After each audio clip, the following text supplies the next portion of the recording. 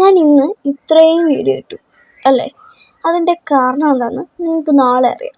കാരണം എനിക്ക് നാളെ ഒരു വീഡിയോ ഇടാനുണ്ട്. അപ്പോൾ അതെല്ലാം കൂടെ എനിക്ക് പബ്ലിഷ് ചെയ്യാൻ പറ്റുമെന്ന് എനിക്ക് തോന്നുന്നില്ല. അപ്പോൾ അതുകൊണ്ട് തന്നെ ഞാൻ വിചാരിച്ചു ഞാൻ ഇന്ന് തന്നെ കുറേ അധികം വീഡിയോ എടുത്ത് വെച്ചിട്ടുണ്ടായിരുന്നു. അപ്പോൾ അത് ഞാൻ ഇന്ന് തന്നെ പബ്ലിഷ് ചെയ്യാമെന്ന് വിചാരിച്ചു.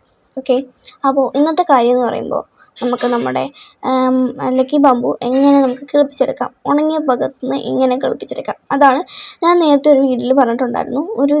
ഞാൻ പറഞ്ഞു തന്നിട്ട് മനസ്സിലാകത്തില്ല, ഞാൻ വീഡിയോ എടുത്ത് ഒരു ദിവസം കാണിച്ചു തരാമെന്ന്. അത് ഞാൻ വിചാരിച്ചു എന്തിനാണ് ലേറ്റ് ആക്കുന്നത്, നേരത്തെ തന്നെ ചെയ്ത് വെക്കാമെന്ന് വിചാരിച്ചു. പിന്നെ അങ്ങോട്ട് പോകണ്ടല്ലോ. അപ്പോൾ ഇതേ കണക്ക് നമ്മൾ ലക്കി ബാമ്പിൻ്റെ ഇല വരുന്ന സ്ഥലത്ത് നമ്മൾ ആ ഇലേൻ്റെ ആ ഒരു തണ്ട് നമ്മളൊന്ന് കീറിച്ച് കൊടുക്കണം.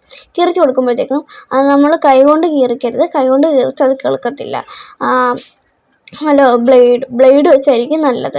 കത്രികയൊക്കെ വെച്ചിട്ടാണെങ്കിൽ ചിലപ്പോൾ പറ്റത്തില്ല. കത്രികയുടെ ഒരു ഭാഗമൊക്കെ ആണെങ്കിൽ നല്ലതായിരിക്കും. അപ്പോൾ പിന്നെ നമ്മുടെ അകത്ത് വെക്കാനാണെങ്കിൽ ലക്കി ബാമ്പു അകത്ത് വെക്കുന്നവരാണെങ്കിൽ ഇതേ കണക്ക് ഇല മാത്രം കീറിച്ചിട്ട് ആ തണ്ട് മാത്രം വെക്കുന്നതായിരിക്കും നല്ലത്. ചെറുതായിട്ടൊന്ന് കോട്ടവാകുന്നു, അതാണ് അങ്ങനെ ഒന്ന് സംസാരിച്ചത് കേട്ടോ. അപ്പോൾ നേരത്തെ ഞാൻ വിചാരിച്ചത് നേരത്തെ കണ്ടത് നിങ്ങൾക്ക് മനസ്സിലായി കാണത്തില്ല എന്ന് വിചാരിച്ചിട്ട് മുന്നിലെ ഒരു ഇല വെച്ചിട്ടാണ് ഞാൻ കാണിക്കുന്നത് കേട്ടോ. അപ്പോൾ അത് ഇതേ കണക്കൊന്ന് കീറിച്ച് കൊടുത്താൽ നിങ്ങൾക്ക് ലക്കി ബാമ്പു കിളുത്ത് കിട്ടുന്നതാണ്. പിന്നെ ഈ ഒരു മെത്തേഡ് യൂസ് ചെയ്യുന്നതെന്ന് വെച്ചിട്ടുണ്ടെങ്കിൽ അകത്ത് യൂസ് ചെയ്യുന്നതാണ്, പിന്നെ കിളിപ്പിക്കാൻ വേണ്ടിയിട്ട് യൂസ് ചെയ്യുന്നതാണ്. ചീഞ്ഞ ഭാഗത്തുനിന്ന് കിളുത്ത് വരിക കണ്ടോ, ഇതേ കണക്ക്. അപ്പോൾ ഇന്നത്തേക്ക് ഇത്രയേ ഉള്ളൂ. അടുത്ത വീഡിയോ ടാറ്റാ.